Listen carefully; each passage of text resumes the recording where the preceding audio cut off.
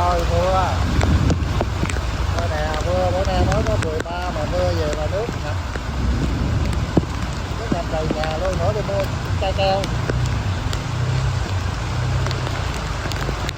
Đó rồi, hết biết rồi, khu vực có 586 nước rồi lên tới đầu lối luôn rồi bà con ơi nè.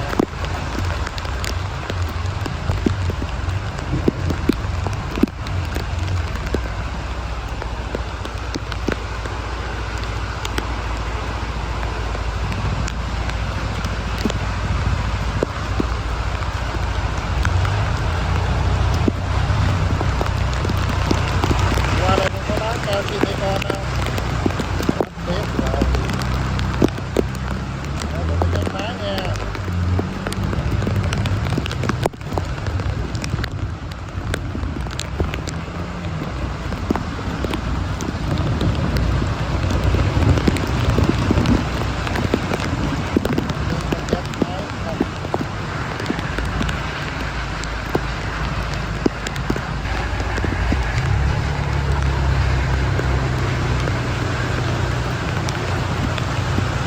Đây là khu vực của 586 nè. Mưa 1 tiếng mấy đầu mà bây giờ nó ngập là lên vỉa hè luôn rồi. Chắc ăn rồi nước này là lên rồi vô tới nhà luôn, ngập nhà luôn.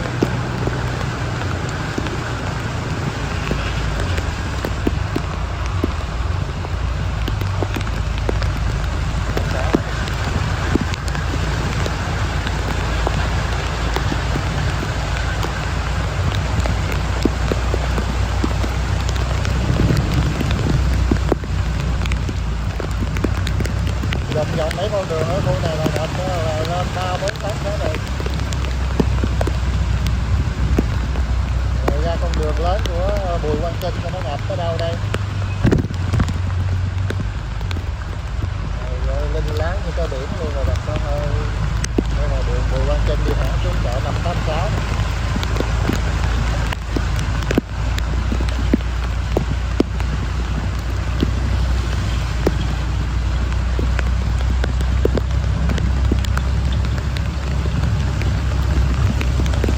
Hết sức đắp mưa rồi.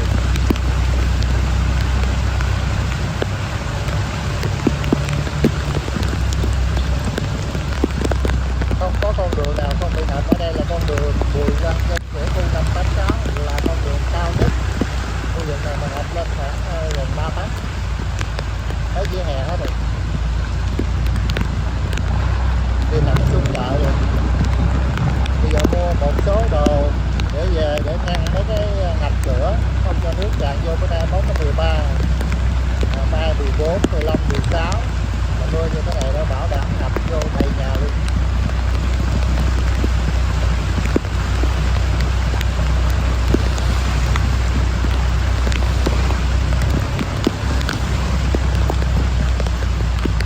Đường nào cũng ngập hết luôn.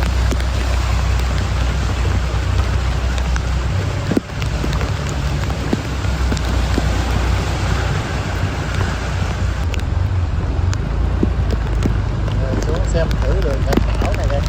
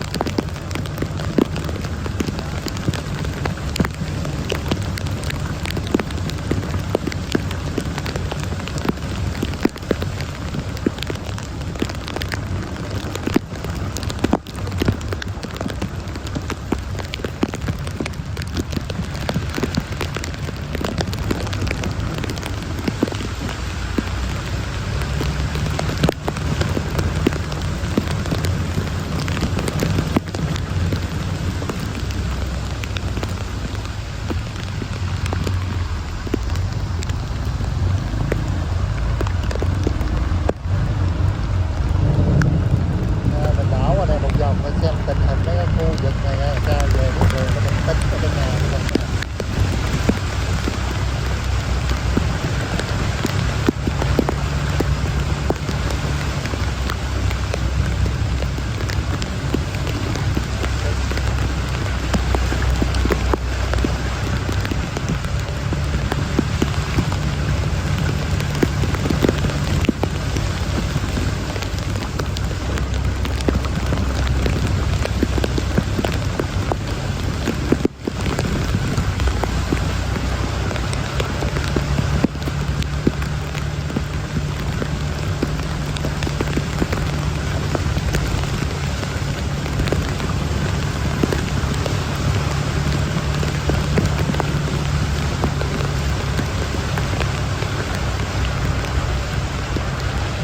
Con lộ này mình lựa chỗ nào cao nhất mình chạy nha. Đó, chỗ này quá thấp rồi. Dán lên, dán lên, dán lên. Ô tô, xe gắn máy chạy chung làn đường nha bà con. Em chạy ô tô giảm tốc độ đường nha lắm nha. Để con mình làm tốc độ.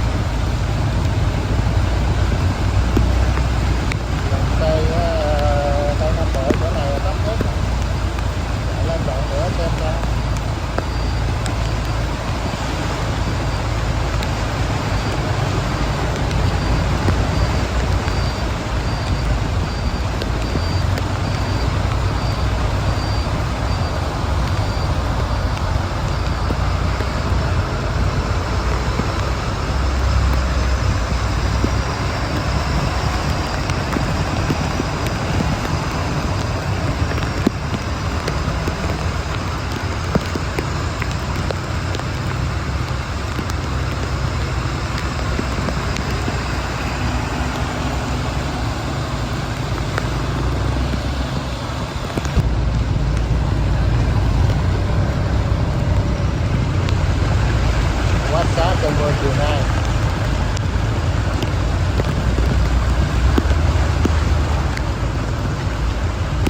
Đây là đường Võ Nguyên Giáp, Nam Cần Thơ mà quý vị. Trước bên phải là công trình 8, phía bên trái là khu đô thị Nam Long.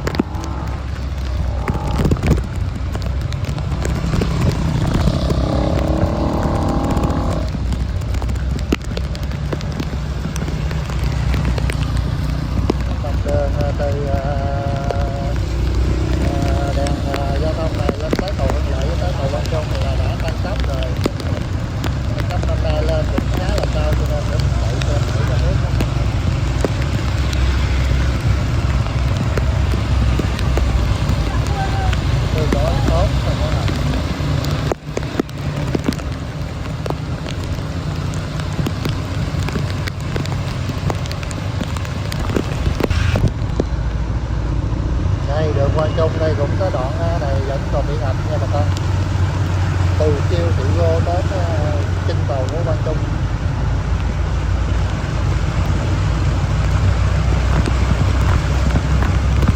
Quá là sâu luôn.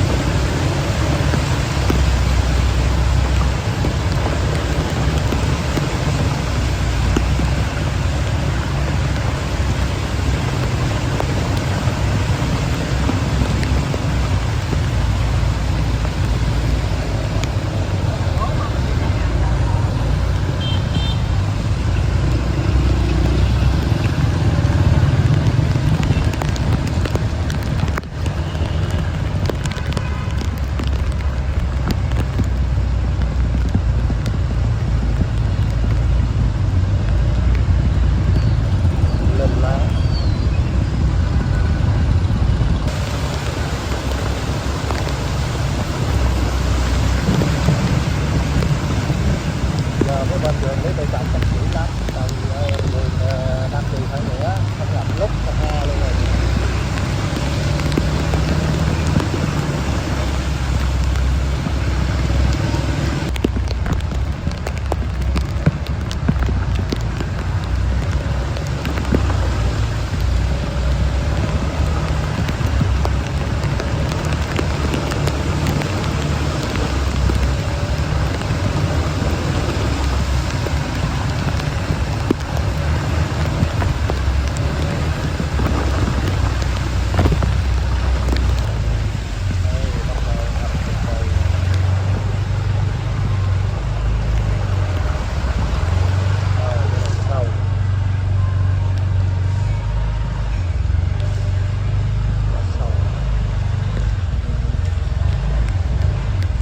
Cầu lên không dám xuống rồi.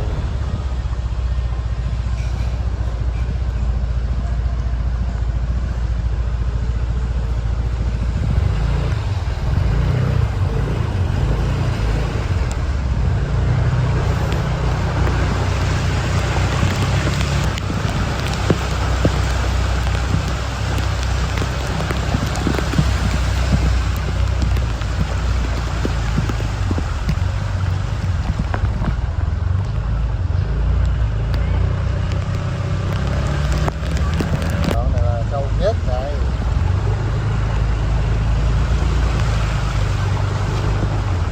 Thôi không dám xuống nữa.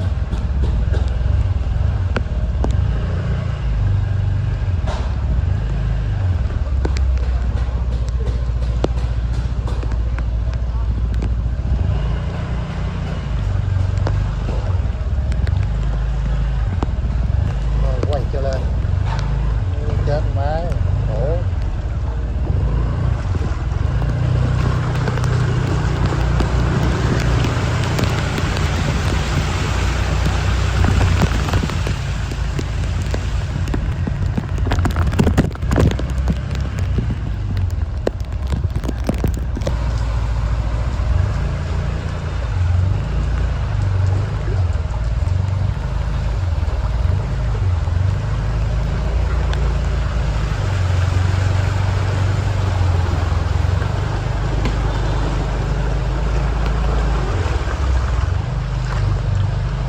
Thôi quay lại hết đi độ cầu.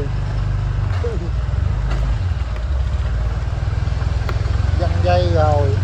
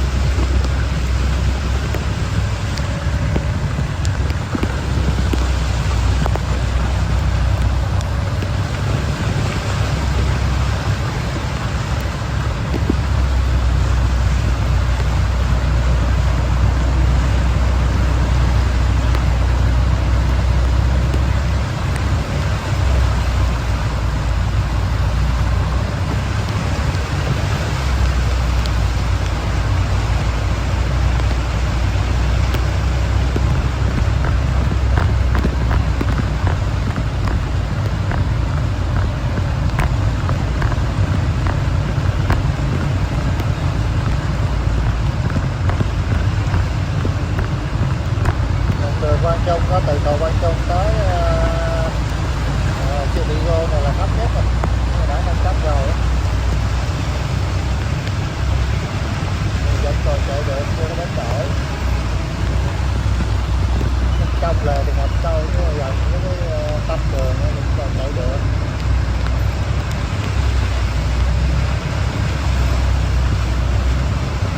Quán xá cái bóng mưa này luôn rồi.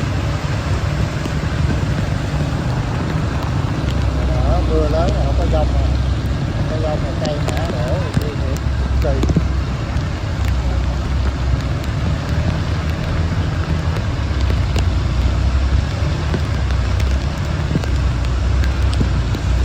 Cần Thơ này nói chung là từ ngày xưa tới giờ chỉ có nước ngập lụt mưa lớn rồi cái chỉnh là thôi chứ dông bão thì ít lắm rồi không. Vâng.